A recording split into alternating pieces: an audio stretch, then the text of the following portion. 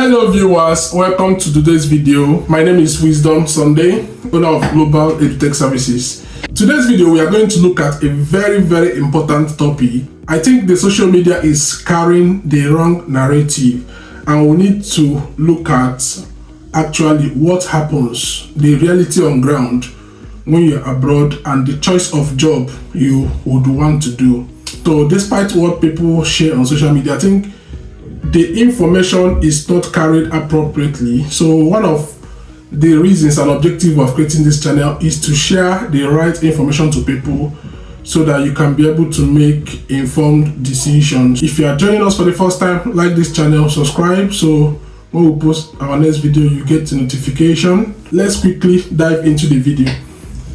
We are going to look at job opportunities abroad, okay, and what courses are really important to international students. International students in this discussion are usually of two types. There are international students that have this desire of working in the country where they are studying. So they have that intention of, oh, if after studying I would like to get a job in this location or a similar location and work. There are also another category of international students that when they finish their study, they want to go back to their home countries and start their own life or apply their knowledge and skills. But I feel in today's world, majority of international students want to actually work in this country where they are studying. So because of this, international students are almost faced with that decision of what am I going to study. If you look at the media or social media, you will see people are talking about tech. People are talking of healthcare. People are talking of different programs that has different prospects. But today we are going to look at the reality of the country, and I'm going to use UK as a case study. If you come to the UK and you make an analysis of maybe from 2020 till date on international students that have change their visas from study or graduate visa to a tier 2 visa, you will notice that about 80% of them are under health care visa, right? Health and care visa is a kind of skilled worker visa that are used by support workers, care assistants, senior care workers, doctors, radiographers and all that. So it's only around 10% or 10 to 15% are on other skilled worker visas, like maybe people working in the bank, in the financial services and other areas. Then we also have a smaller portion that owns their own business. Maybe they are sponsoring themselves, or they'll be doing something like a global talent visa or an innovator founder visa. So if you now look at this trend, I feel is a better approach of making that decision of what should I study, instead of looking at, oh, after studying this program I work in tech and I work in this place. So depending on what you want to do, if you want to start working in the country where you are after you've studied, then it will be very important to look at the areas, the occupational areas that is lacking in that country, where they need migrants to work. So when you now look at those areas, you now study or go to get experience in those areas. That should be able to help you to now settle in that place and get a job in that occupational area that is lacking in that country.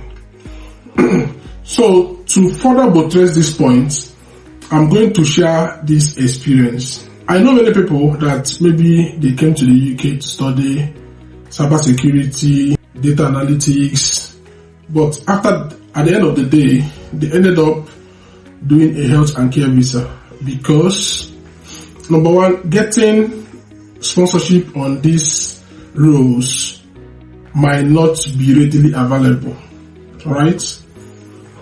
Also, these roles, there is a salary requirement that you are supposed to meet to be able to qualify for a skilled worker visa.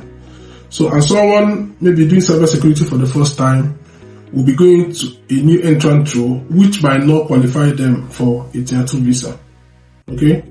So because of this, you see many people, despite studying tech, data analysis, project management, they still end up going into health and care visas. Another point is the cost of the visa application itself is a big factor of looking at which visa am I going to go into. For instance, someone that has a family of 5, a man, a wife, maybe 3 kids, applying for another kind of visa, like the skilled worker visa, will have to pay visa fees for that category for 5 persons, alright? This amount might be running into more than £25,000 to do that visa application. But that same man applying for a health and care visa will not spend, for this same 5 family, will not spend more than £3,000. You see?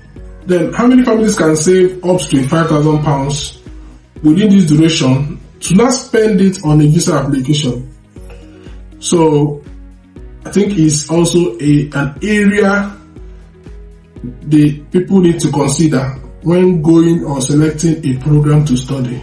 So I feel when people look at this in all these areas, they'll be able to make an informed decision if to go into a program relating to healthcare, or if they want to go into a program that is on other skill areas.